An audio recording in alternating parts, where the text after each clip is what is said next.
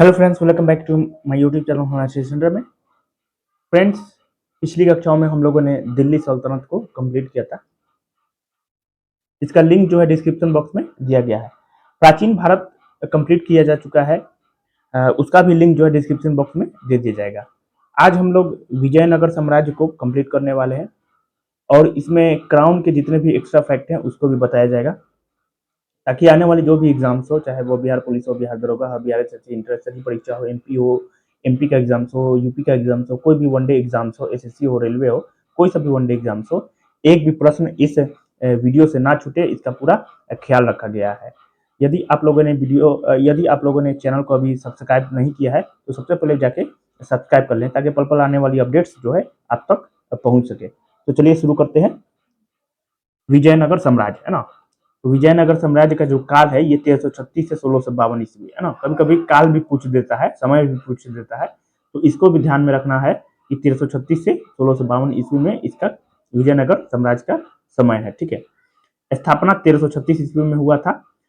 संस्थापक कौन था? हरिहर एवं बुक्का। ठीक है, याद रखना है, विजयनगर साम्राज्य की स्थापना 1336 ईस्वी में हरिहर एवं बुक्का ने की थी। ठीक है, राजधानी देखिए, राजधानी जो है इसका पहला राजधानी है अनेगुंडी है ना, अनेगुंडी, फिर विजयनगर, पेनुकोंडा, चंद्रगिरी। याद रखना है, सबसे पहले अनेगुंडी है ना, अनेगुंडी, फिर विजयनगर, फिर पेनुकोंडा, फिर चंद्रगिरी। मतलब ये क्रम है राजधानी का।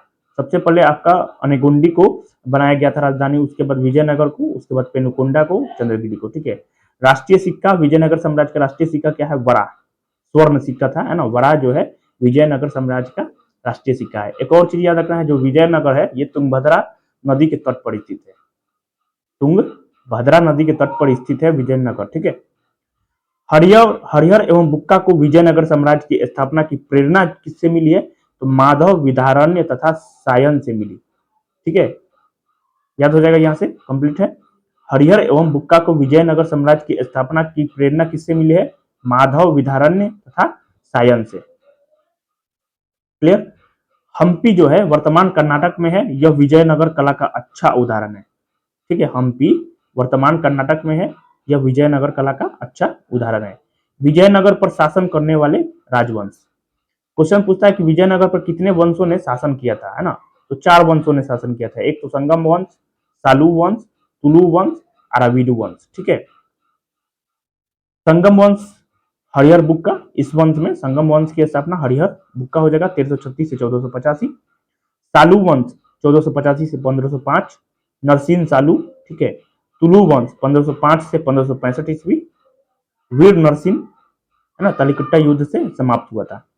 अराविडु वंश तिरुमल हो जाएगा। ठीक है, 1570 से 1652। संगम वंश का काल याद रखना है 1336 से 1485, सालू वंश का 1485 से 1505 ईस्वी, तुलु वंश 1505 से 1565 ईस्वी, अराविडु वंश 1570 से 1652 ईस्वी। ठीक है, हरिहर प्रथम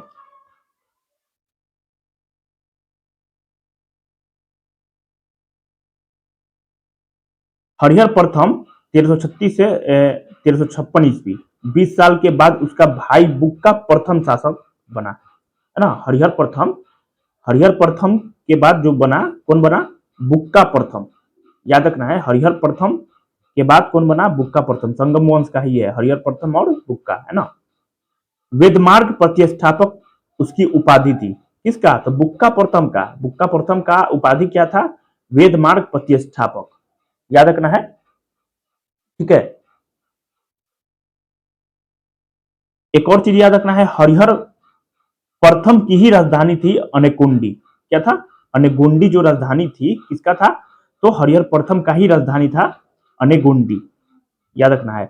और हरिहर प्रथम ही होयसल को जीतकर विजयनगर में मिलाया था। एक ये चीज याद रखना है कि हरिहर प्रथम ही होयसल को जीतकर विजयनगर में मिलाया था।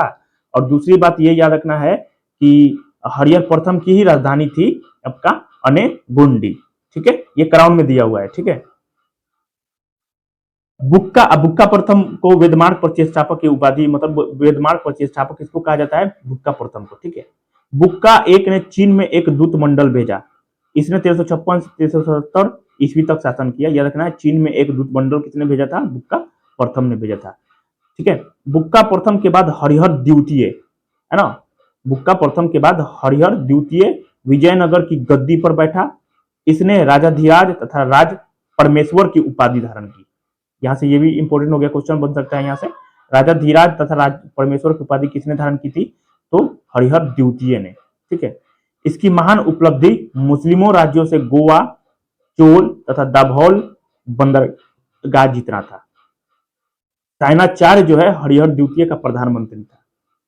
कौन था? सायनाचार्य जो है हरिहर द्वितीय का प्रधानमंत्री था। बहमनी से गोवा किसने जीता था? तो ये हरिहर द्वितीय ही है ना, याद रखना है। बहमनी से गोवा को किसने जीता था? तो हरिहर द्वितीय ने ही जीता था। ठीक है, सायनाचार्य उनके प्रधानमंत्री थे उस समय। ठीक, उसके अभिलेख में माधव विद्यारण्य को सर्वोच्च प्रकाश का अवतार कहा गया है। मतलब सर्वोच्च प्रकाश का अवतार किसको कहा गया है? माधव विद्यारण्य को। ठीक है, याद रखना है।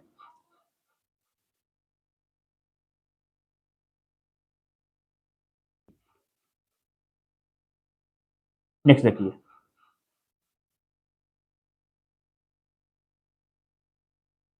हरिहर द्वितीय के बाद देवराय प्रथम शासक बना। ठीक है, 16 साल का था। हरिहर द्वितीय के बाद देवराय द्वितीय 16 साल, 16 साल तक शासन किया था। ठीक है, इसके समकालीन बहमनी शासक ताजुद्दीन फिरोज शाह से इसे पूरी तरह हारना पड़ा। इतालवी यात्री निकोलो कोंटी ने इसी के शासनकाल में 1420 ईस्वी में विजयनगर की यात्रा की। देवराय प्रथम ने तुंगभद्रा नदी पर बांध बनाकर कृषि के विकास का मार्ग प्रशस्त किया। ठीक है, तो मतलब इससे पता चलता है कि विजयनगर जो है ये तुंगभद्रा नदी के तट पर स्थित है। ठीक है,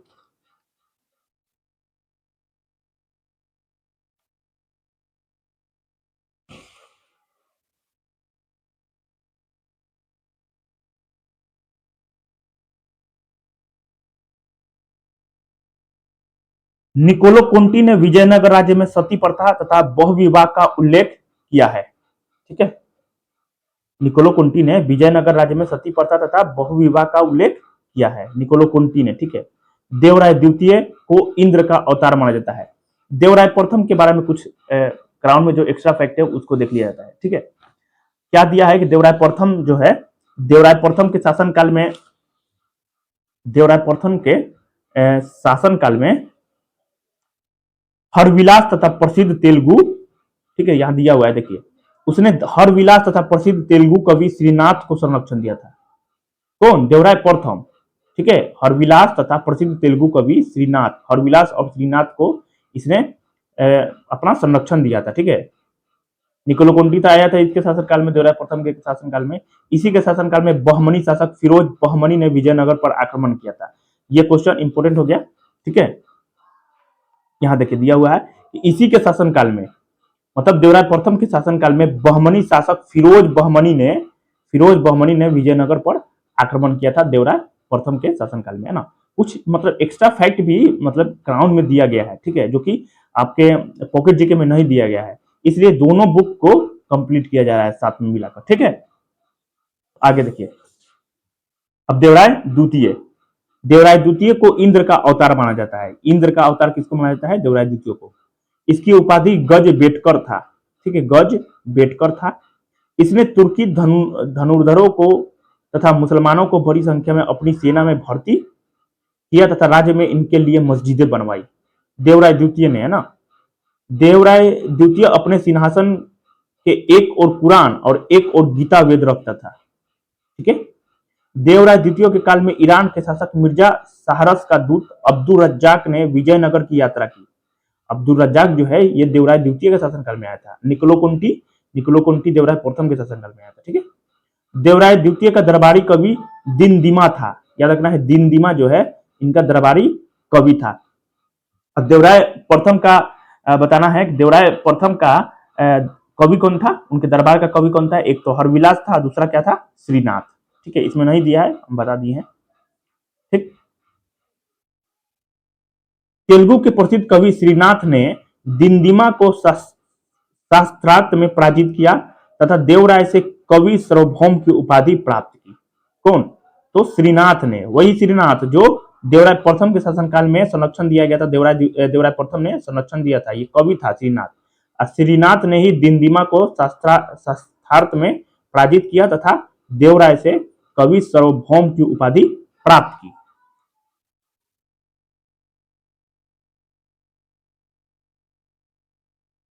मल्लिका अर्जुन प्रौढ़ देवराय, मल्लिका अर्जुन किसको कहा जाता है? प्रौढ़ देवराय को। प्रौढ़ देवराय को ही मल्लिका अर्जुन कहा जाता है। ठीक है।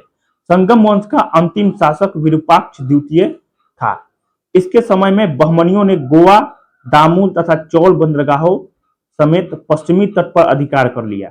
ठीक है।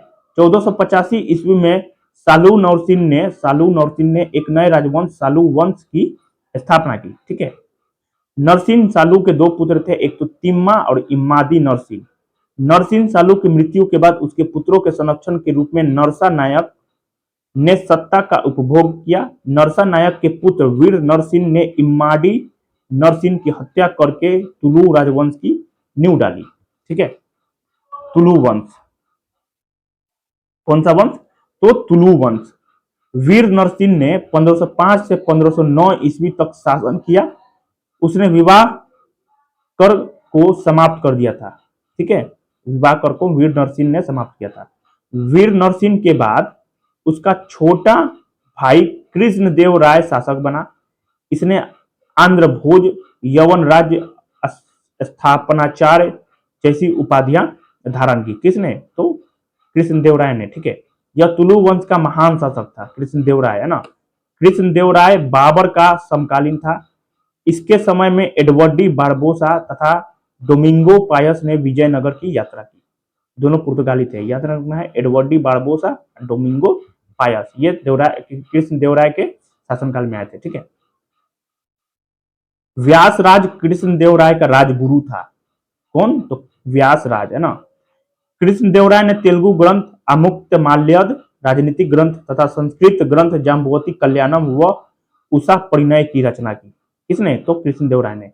बाबर बाबरनामा पुस्तक में कृष्णदेव का उल्लेख मिलता है। ठीक है। कृष्णदेव राय गुरु नानक के समकालीन थे। एक तो बाबर के समकालीन थे और गुरु नानक के समकालीन थे। कृष्णदेव राय पुर्तगालियों से अच्छे संबंध थे, मतलब कृष्णदेव राय के पुर्तगालियों से अच्छे संबंध थे। इनके शासनकाल में पुर्तगाली यात्री डोमिंग पायस और बारबोसा आए थे। ठीक है।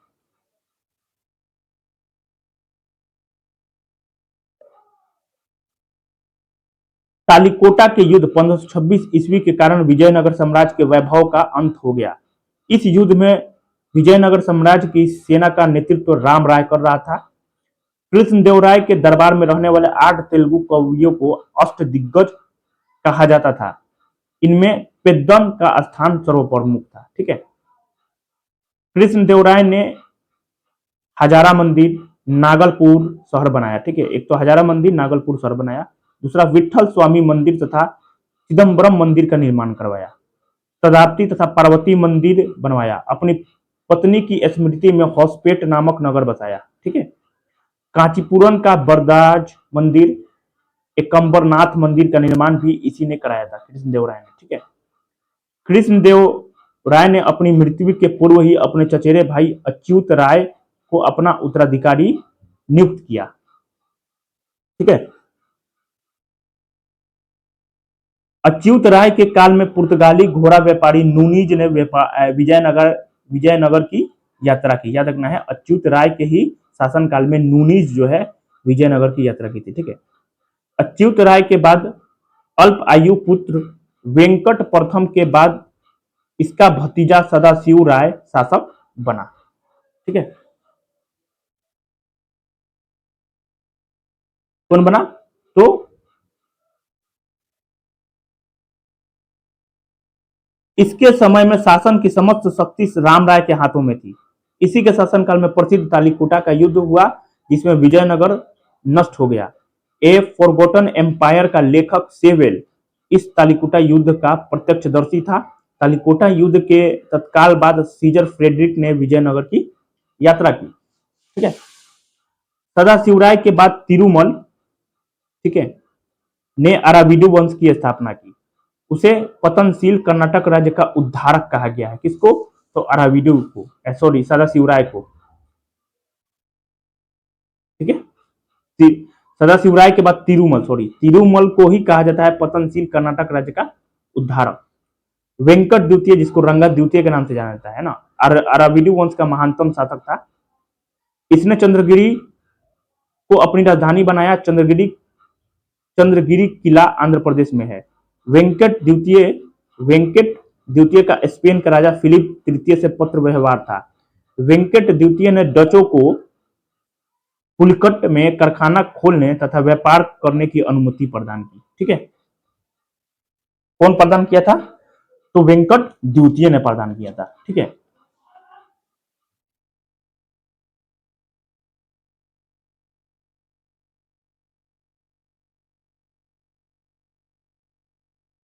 श्रीरंग तृतीय अरविडो वंश व विजयनगर का अंतिम शासक था। कौन? तो श्रीरंग तृतीय। प्रशासन एवं संस्कृति देखिए, युवराज का राज्याभिषेक पट्टाभिषेकम कहलाता था। ठीक है, विजयनगर साम्राज्य में युवराज का जो राज्याभिषेक होता था उसको क्या कहा जाता था? पट्टाभिषेकम। राजा का अभिषेक राज परिषद करती थी। विजयनगर कालीन प्रधानी या महाप्रधानी की तुलना मराठा कालीन पेशवा से की जा सकती है। ठीक है, मानय प्रधान गृह मंत्री।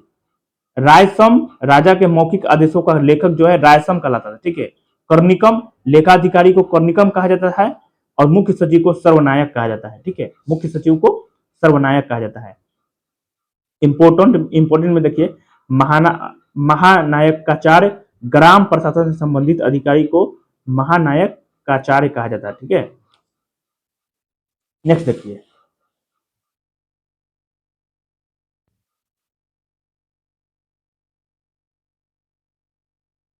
प्रांत, मंडलम, कोट्टम या वलनाडु।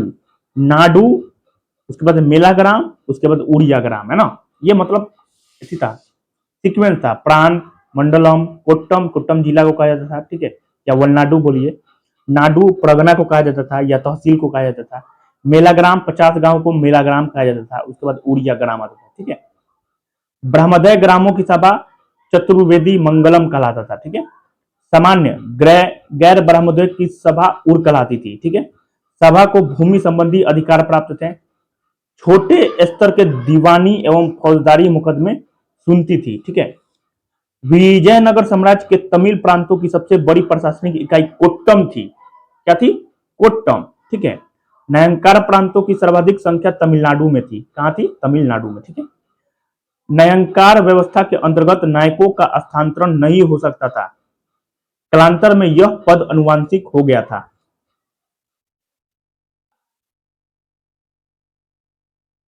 नायकों पर नियंत्रण स्थापित करने के लिए महामंडलेश्वर नामक अधिकारी की नियुक्ति की गई थी। ठीक है, भूमिकर को शिष्ट कहा जाता था। याद रखना है, भूमिकर को शिष्ट कहा जाता था।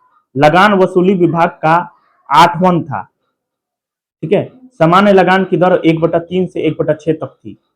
सिंचाई कर दासावंदा कट्टू कोडेज, है ना, तमिल प्रदेश में। सिंचाई कर मतलब दासावंदा कहलाता था तमिल प्रदेश में। कट्टू कोडेज जो है आंध्र प्रदेश या कर्नाटक में कहलाता था। मतलब जो सिंचाई कर था कट्टू कोडेज कहलाता था। ब्राह्मणों की भूमि से उपज का 1/20 अंश, मंदिरों की भूमि से 1/30 अंश भू राजस्व वसूल किया जाता था। विवाह कर कन्या तथा वर दोनों पक्षों से लिया जाता था। कृष्णदेवराय ने विवाह कर को हटा लिया था। वह विधवा विवाह कर मुक्त था। ठीक है, विजयनगर साम्राज्य की प्रमुख फसल चावल थी। काली मिर्च व अदरक का निर्यात किया जाता था, है ना। याद रखना है, काली मिर्च व अदरक का निर्यात किया जाता था। इनाम वर्क। भूमि का प्रकार भंडारवाद ग्राम राजकीय भूमि।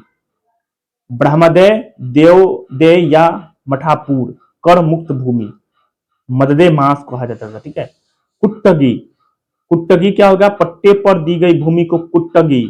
उबनली सेवाओं के बदले प्रदान की गई लगान मुक्त भूमि को उबनली कहा जाता था। ठीक है, रक्त कोडगे युद्ध में शौर्य प्रदर्शित करने मरने वालों के परिवारों को दी जाने वाली भूमि को रक्त कोडगे कहा जाता था। ठीक है, विजयनगर की सबसे महत्वपूर्ण बंदरगाह कालीकट, जिसको कोझिकोड, है ना, कोझिकोड पश्चिमी तट पर स्थित था। विजयनगर से हीरो का निर्यात तथा मोतियों का आयात किया जाता था।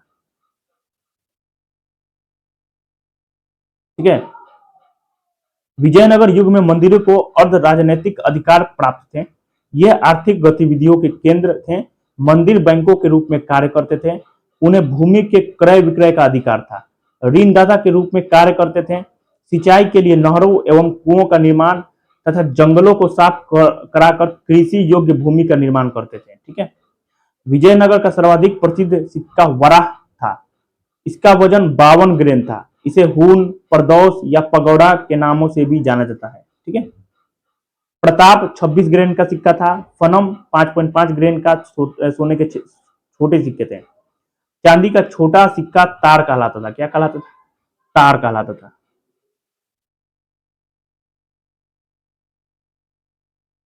विजयनगर शासकों के सिक्कों पर मुद्रित आकृतियां।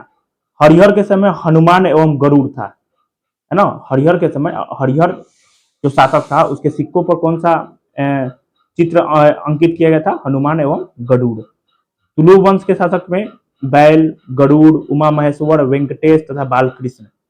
अराविदु वंश में वेंकटेश, शंख तथा चक्र। सदाशिव राय के समय लक्ष्मी नारायण था, है ना।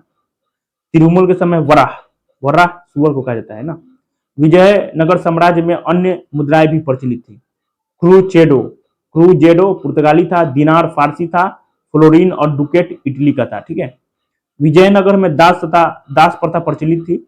मनुष्य के क्रय विक्रय को वेगगस कहा जाता था। क्या कहा जाता था? वेगगस कहा जाता था। ठीक है। बाल विवाह, विधवा विवाह तथा सती प्रथा प्रचलित थी। पर्दा प्रथा का प्रचलन नहीं था। बारबोसा के अनुसार लिंगायतों, चेट्टियों तथा ब्राह्मणों में सती प्रथा का प्रचलन नहीं था। यक्षगान नृत्य परंपरा का विकास विजयनगर में ही हुआ था। कृष्णदेवराय शतरंजी प्रेमी था, मतलब शतरंज खेलता था कृष्णदेवराय, है ना। महानवमी विजयनगर का राज्योत्सव था, है ना। विजयनगर के शासक मूलतः शैव थे, परंतु धीरे धीरे वैष्णव धर्मानुयायी हो गए। वे शिव के विरूपाक्ष स्वरूप के उपासक थे। विजयनगर साम्राज्य में नंदिनीगढ़ी लिपि का प्रयोग होता था। ठीक है। नंदिनीगढ़ी लिपि का प्रयोग विजयनगर साम्राज्य में होता था। ठीक है। पेद्दन को तेलुगु व आंध्र कविता के पितामह की उपाधि प्राप्त थी। पेद्दन को, ठीक है। इसकी प्रमुख रचनाएं मनुचरित्रम, स्वरचित संभव, हरिकथा सार है। तेलुगु के 5 महाकाव्य, एक तो मनुचरित्रम पेद्दन हो जाएगा, पांडुरंग महाम्य तेनालीराम का हो जाएगा, वसुचरित्र भट्ट मूर्ति का हो जाएगा, अमुक्त माल्यद कृष्णदेवराय का पुस्तक का नाम है, राघव राघव पांडवियम पिंगली पिंगली सूरत का है ना। मतलब उनके पुस्तक का नाम है पांडवियुम यमु पिंगली सूरत का। राघव पांडवियुम पिंगली सूरत का है ना।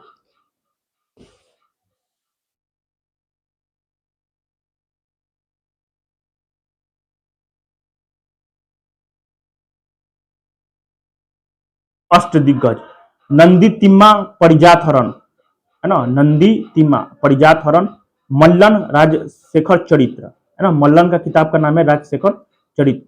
पिंगली सूरत का राघव पांडवियम, भट्ट मूर्ति का नरसुभापालियम, हरिचंदन का लोपाख्यानम, तेनालीराम कृष्ण का पांडुरंग महामत्य, अलसनी पेद्दन का मनुचरित्रम व हरिकथासार, धुर्जति का कलहस्ती महामात्य, ठीक है। अच्युत्य राज रामचंद्र का सकल कथासार संग्रह और रामाभ्युदम, ठीक है। ये मतलब पुस्तक का नाम है, यहाँ से क्वेश्चन पूछता है ना। इसको बार बार देख लीजिएगा, याद हो जाएगा। ठीक है। महाभारत का तेलुगु अनुवाद नरन्या तिक्कना भेर प्रगदा ने किया। ठीक है, याद रखना है। वीरभद्र ने अभिज्ञान शाकुंतलम को तेलुगु अनुवाद किया। ठीक है। वीणा विजयनगर साम्राज्य का सर्वाधिक लोकप्रिय वाद्य यंत्र था। कृष्णदेवराय का दरबारी संगीतकार लक्ष्मी नारायण था। कौन था? लक्ष्मी नारायण। तिरुपति मंदिर में कृष्णदेवराय व उसकी पत्नियों तिरुमल व चिंता देवी तथा वेंकट प्रथम की मूर्तियां रखी हुई है। कनकतरु महल तिरुवनंतपुरम केरल, चौमहल्ला महल हैदराबाद, उजयंता महल अगरतला में है। ठीक है, कौन? तो उजयंता महल जो है अगरतला त्रिपुरा में है ना।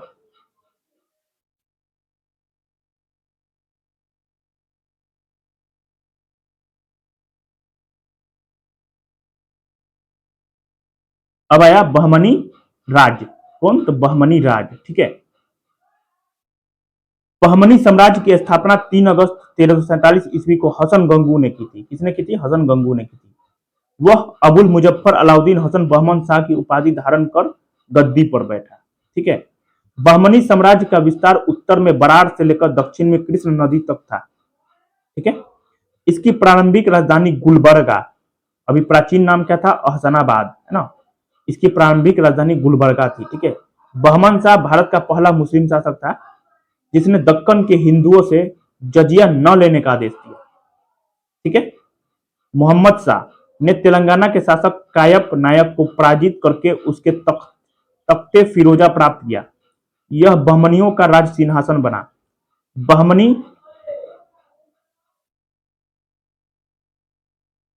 बहमनी और विजयनगर के बीच संघर्ष का प्रारंभ क्रमशः मोहम्मद शाह तथा बुक्का प्रथम के समय में हुआ।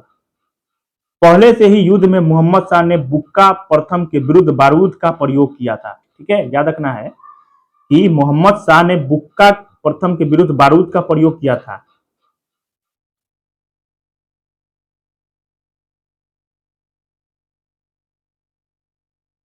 अलाउद्दीन बहमन शाह, है ना, अलाउद्दीन बहमन शाह, इसका काल 1347 से 1358 ईस्वी हो जाएगा।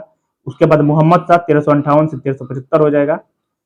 मुजाहिद शाह 1375 से 78 ईस्वी, मोहम्मद शाह द्वितीय 1378 से 97 ईस्वी, ताजुद्दीन फिरोज शाह 1397 से 1422 ईस्वी। ठीक है, शहाबुद्दीन अहमद प्रथम 1422 से 36 ईस्वी, अलाउद्दीन अहमद 1436 से 1458 ईस्वी, हुमायूं 1458 से 61 ईस्वी, और उसके बाद शहाबुद्दीन अहमद तृतीय 1463 से 1482। ठीक है, मोहम्मद मोहम्मद शाह ने बहमनी साम्राज्य को 4 भागों में बांटा।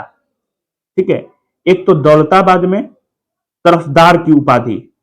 ठीक है, मसंद आली इसको कहा जाता था। ठीक है, बरार मजलिस आली। ठीक है, बीदर आजम ए हुमायूं और गुलबर्गा मलिक नायब। ठीक, बहमनी शासकों में सर्वप्रथम ताजुद्दीन फिरोज शाह ने विद्वान हिंदुओं तथा ब्राह्मणों को उच्च पदों पर नियुक्त किया। ताजुद्दीन फिरोज शाह ने तैमूर के आक्रमण से पूर्व अपना दूत उसके पास भेजा था।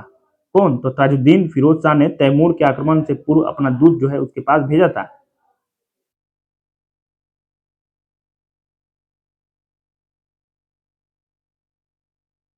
इसने हरिहर द्वितीय को पराजित करके रायचूर दोआब पर अधिकार किया। हरिहर द्वितीय के पुत्र देवराय प्रथम को सुनार की बेटी का युद्ध में पराजित किया तथा उसकी बेटी से विवाह की शर्त रखी। शहाबुद्दीन अहमद प्रथम को संत वली के नाम से जाना जाता है। शहाबुद्दीन अहमद प्रथम को संत वली के नाम से जाना जाता है। इसने गुलबर्गा के स्थान पर बीदर को अपनी राजधानी बनाया। कौन? तो शहाबुद्दीन अहमद, है ना। महमूद महमूद गवां का पहली बार उल्लेख सुल्तान अलाउद्दीन अहमद द्वितीय के काल में मिलता है, जब उसे नालगोंडा के विद्रोह का दमन करने के लिए नियुक्त किया गया था। ठीक है,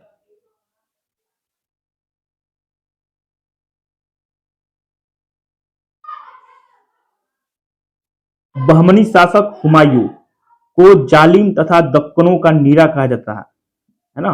बहमनी शासक हुमायूं को जालिम तथा दक्कनों का नीरो कहा जाता था। ठीक है, रूसी व्यापारी निकितन शमसुद्दीन अहमद द्वितीय के काल में बिदर आया था। ठीक है, याद रखना है, जो रूसी व्यापारी निकितन था ये शमसुद्दीन अहमद तृतीय के काल में बिदर आया था। हुमायूं ने महमूद गवां को अपना वजीर नियुक्त किया था। यहीं से उसके उत्कर्ष का प्रारंभ हुआ। महमूद गवां के प्रधानमंत्री काल में बहमनी साम्राज्य की सीमाएं पूर्वी समुद्र से पश्चिमी समुद्र तक विस्तृत हो गई। पश्चिमी तट के प्रमुख बंदरगाह गोवा, बेलगाम तथा दाभोल पर बहमनियों का अधिकार हो गया। ठीक है, किसका अधिकार हो गया? बहमनियों का अधिकार हो गया। महमूद गवा ने 4 प्रांतों को 8 भागों में विभाजित किया। बरार को गाविल व माहू, गुलबर्गा को बीजापुर व गुलबर्गा, दौलताबाद को दौलताबाद व जुन्नार, तेलंगाना को राज मुंदरी व वारंगल। ठीक है, महमूद गवा ने सजत उल इंसा तथा दीवाने अख्त नामक ग्रंथों की रचना की। याद रखना है, महमूद गवा ने, सब क्वेश्चन पूछता है, यहाँ से क्वेश्चन बनता है। ठीक है, सजत उल इंसा और दीवाने अख्त नामक ग्रंथ की रचना किसने की थी? महमूद गवा ने। शहाबुद्दीन महमूद शाह के समय में बहमनी साम्राज्य 5 खंडों में विभक्त हो गया। कितने खंड में? किसके शासनकाल में? तो शहाबुद्दीन महमूद शाह के समय में बहमनी साम्राज्य जो है 5 खंडों में विभाजित हुआ था। बीजापुर, बरार, अहमदनगर, गोलकुंडा और बीदर।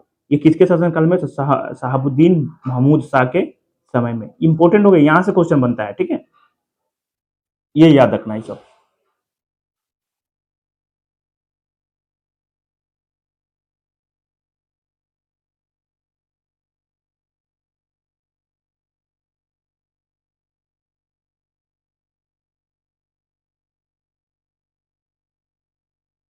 बीजापुर, इसका वंश हो जाएगा आदिल शाही संस्थापक यूसुफ आदिल शाह, 1489 ईस्वी में, है ना। बीजापुर राज्य का जो संस्थापक कौन था? यूसुफ आदिल शाह, 1489 ईस्वी में इसका स्थापना हुआ था। कौन, किस वंश से संबंधित था?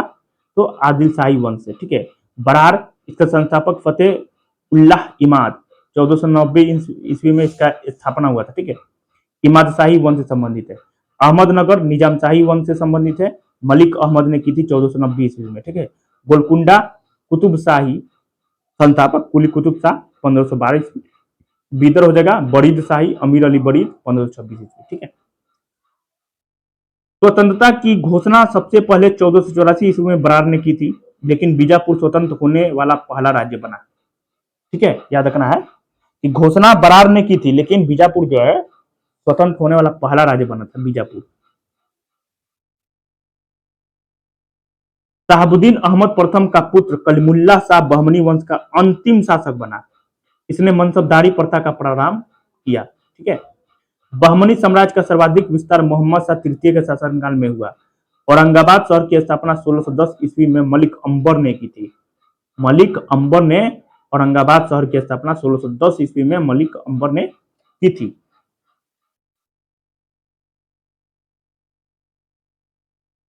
अब आया उत्तरवर्ती राज्य बरार। 2 राजधानियां, एक तो एलिचपुर तथा गाविलगढ़।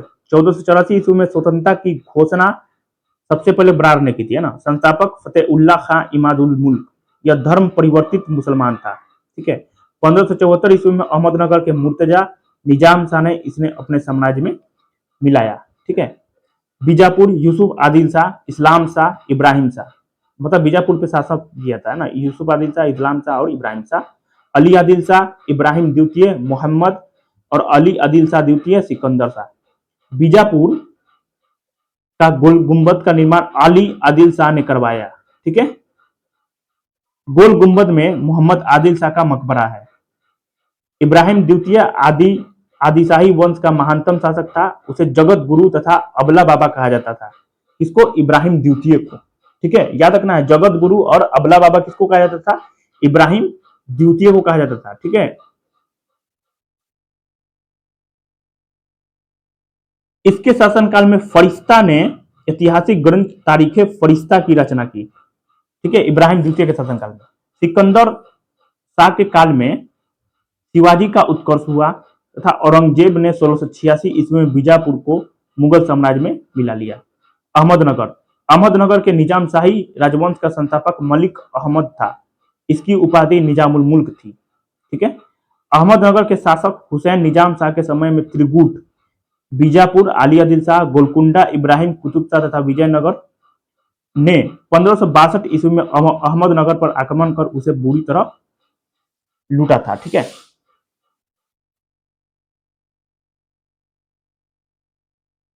इसके प्रत्युत्तर में हुसैन निजाम शाह ने भी अहमदनगर, बीदर, गोलकुंडा तथा बीजापुर राज्यों का एक संघ बनाकर 1565 ईस्वी में विजयनगर को तालिकोटा या राक्षस तंगड़ी युद्ध में निर्णायक पराजय दी तथा विजयनगर को नष्ट भ्रष्ट कर दिया।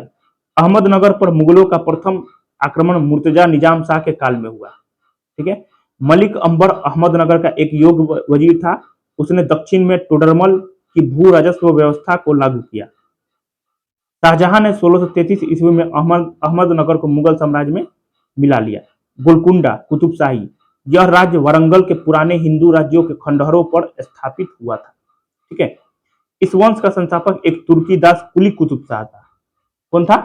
कुली कुतुब शाह।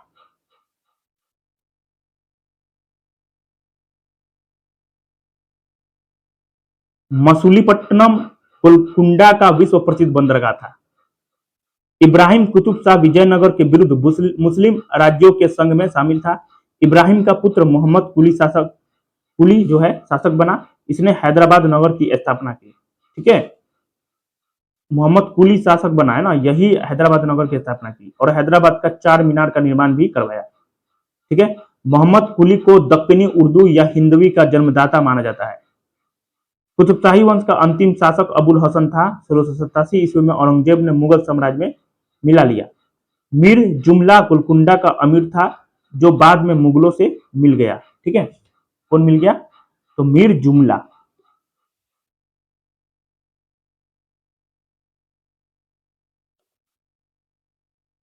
बीदर के बड़िद शाही राजवंश का संस्थापक अमीर अली बड़िद था। इसे दक्कन की लोमड़ी कहा जाता था। यहां से क्वेश्चन बनता है ना, अमीर अली बड़िद को दक्कन की लोमड़ी कहा जाता है। बीजापुर के शासक इब्राहिम आदिल शाह प्रथम ने बीदर को अपने राज्य में मिला लिया। सूर्य मंदिर कहाँ है? तो उड़ीसा में है। ठीक है। सूर्य मंदिर कहाँ है? उड़ीसा में है। धन्यवाद।